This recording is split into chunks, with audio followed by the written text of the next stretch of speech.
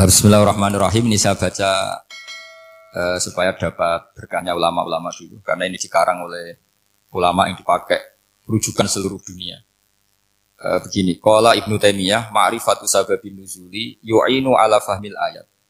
Jadi mengenali asbabun nuzul itu membantu memahami secara benar ayat itu. Karena tadi kalau ayat itu dipotong itu maknanya bisa kacau, kayak tadi famastamta'tum bihi minhunna fa'atuhunna ujurun. Kalau diterjemah itu kan mendukung kawin mut'ah. Kalau terjemahnya saja perempuan siapa saja yang pernah kamu nikmati, yang penting kamu bayar, itu kan aliran sesat dan menyesatkan. Itu konteks asbabun nuzul tidak seperti itu. Perempuan yang sudah menjadi istri kamu, seorang lagi perempuan yang sudah menjadi istri kamu, jika sudah kamu hubungan intim maka maharnya harus dibayar penuh. Tapi kalau belum hubungan intim, maharnya hanya wajib separuh. Fanisfu ma faradtum illa ayafuna aw ya'fal ladzi biyadihi uqdatun nikah. Tapi tadi kalau di Indonesia gimana Gus? Itu yang repotnya, maharnya itu tadi mukena atasan dan apa? Bawahan. Wah kacau kalau di Indonesia. Sehingga kita bingung kalau dalam logika Arab kan gitu.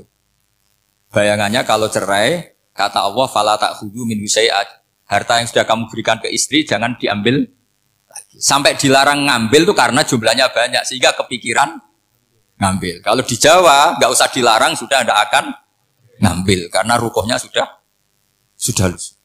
Itu susahnya baca Quran di Jawa ya. Karena dari awal maharnya terlalu kecil.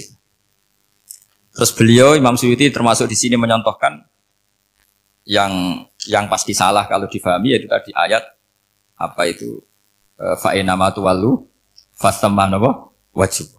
Jadi beliau terus meringatkan betapa pentingnya mengenali asbabin nuzul. Karena asbabin nuzul itu gampang. Saya ulang lagi, asbabin nuzul itu gampang.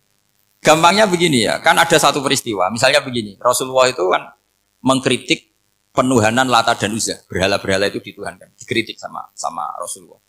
Kemudian mereka begini, karena mereka biasa personifikasi Tuhan. Muhammad, kalau Tuhan itu tidak Lata Uzza dan itu terbuat dari batu, lalu Tuhan Anda itu dari apa?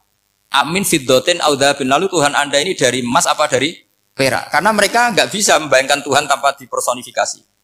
Terus Allah menurunkan qul huwallahu ahad, Allahus somad, lam yalid wa lam yulad wa lam yakul lahu kufuwan ahad. Karena otaknya mereka sudah begitu, yang namanya Tuhan itu harus dipersonifikasi. Makanya saya kemarin di Korea seminggu, cerita yang paling unik gini Pak On, ada bos Islam, ada bosnya TKI yang baik. Mereka mengizinkan pekerjanya sholat. Bareng sholat tuh diingeti ke atas, ke bawah. Kok nggak ada arcanya?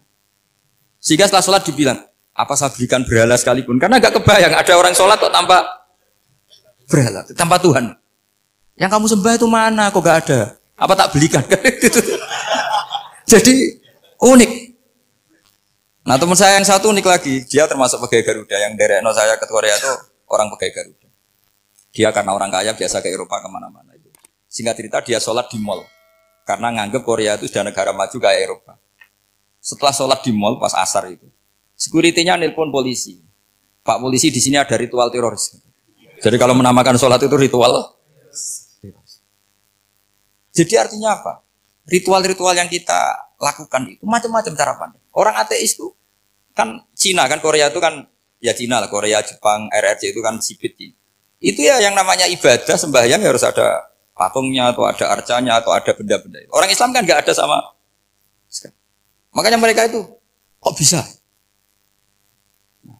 Problemnya kita, saya ulang lagi, ini problemnya. Problemnya kalau ada itu ya repot. Begini misalnya, ini masih tentang asbabun nuzul. Ini contoh terakhir tentang masih asbabun nuzul. Umar radhiyallahu anhu, sahabat Umar itu kalau mencium Hajar Aswad itu sambil gedumel. Tidak berdoa tapi gedumel. Masyhur. Itu ada di Bukhari. Alim tu annaka hajarun la tadurru wa la tanfa walau la anni ra'aitu Rasulullah qabbalaka ma qabbaltuka. Saya tahu loh.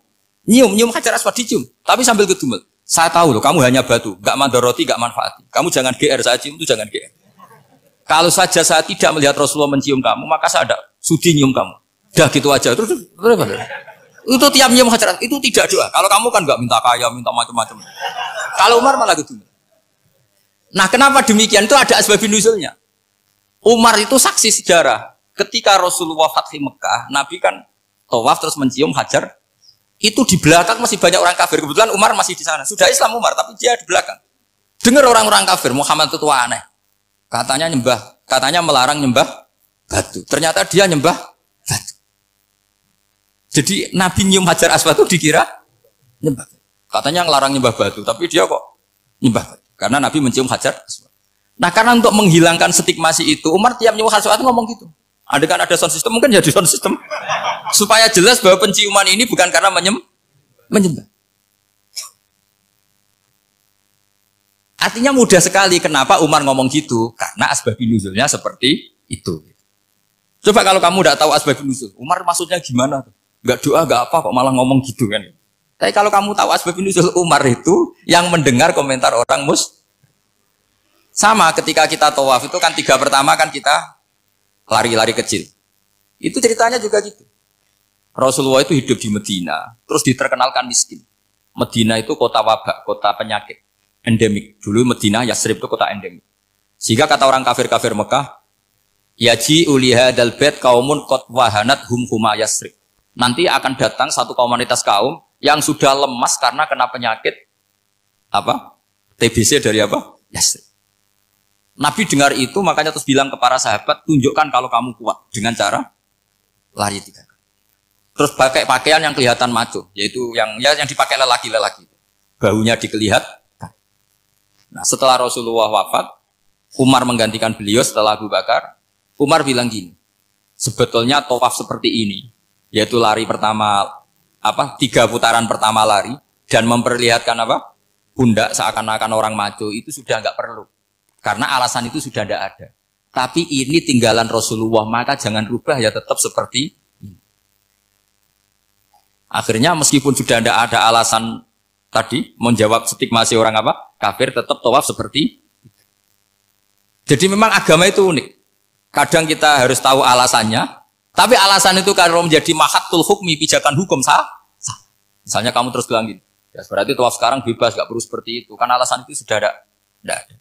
Nah di sini pentingnya riwayat. Riwayat itu begini, logikanya sudah nggak ada, tapi kaifiah itu, cara itu masih kita terus. Dan itu memang saya ulang lagi harus tahu asbabun nuzul. Saya beri contoh ya misalnya, wa idza darabtum fil ardi falaysa 'alaikum junahun an taqsuru minas shalah. Terus ayat di mana? In khiftum ayyaftinakumul ladzina kafaru. Jika kamu pergi dalam keadaan takut ditangkap orang kafir atau takut diculik orang kafir, maka kamu boleh mengqasar sholat. Itu jelas ada ayat in khiftum ayyaftinakumul ladzina kafaru. Jika kamu takut diculik orang kafir. Sehingga ketika ba'da fathi Mekah, setelah Mekah dikuasai Islam, Umar tanya, "Ya Rasulullah, kenapa engkau masih sholat qasar? Bukankah kita sudah aman?" Wa qad qala ta'ala in khiftum ayyaftinakumul ladzina kafaru. Allah ngendikan boleh mengqasar itu kalau dalam kondisi takut. Wa qad kunna fi amrin, sekarang kita sudah aman. Jawabannya Rasulullah itu unik. Ya Umar, hadhihi shadaqatun faqbalu shadaqah. Ini sodakohnya Allah, bonus sudah terima saja, gak usah catatan-catatan gitu. Sehingga era Umar ya ada lagi yang tanya Umar ke gitu. Terus kata Umar, sa'altu dzalika Rasulullah sallallahu alaihi wasallam faqala hadhihi shadaqatu wa faqbalu shadaqah. Sudah ini bonus dari Allah, terima saja. Ini kan unik. Padahal kalau secara disiplin ilmu kan begini. Kamu boleh mengqasar sholat kalau dalam bepergian dan dalam keadaan takut. Logika hukumnya kalau tidak takut, tidak usah.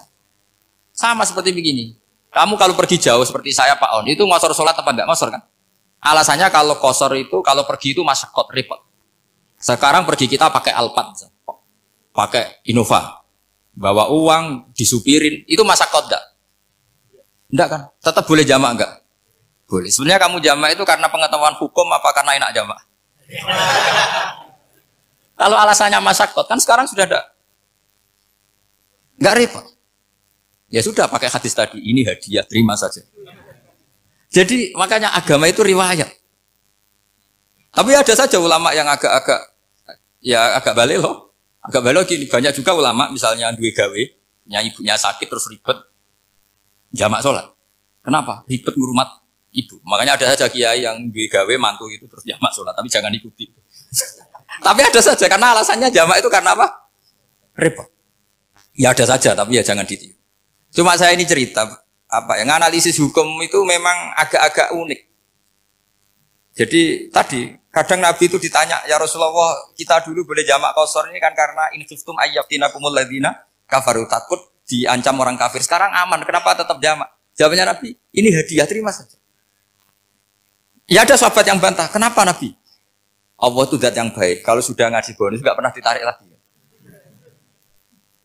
Makanya Nabi kalau berdoa itu unik. Ya, siapa yang disiksa di dunia karena dosanya, fawahu akramu min ayyus sanniya uqubatahu fil akhirah. Kalau ada orang salah, kok di dunia sudah dikasih sanksi, Allah itu lebih mulia untuk mengulang nanti di akhirat.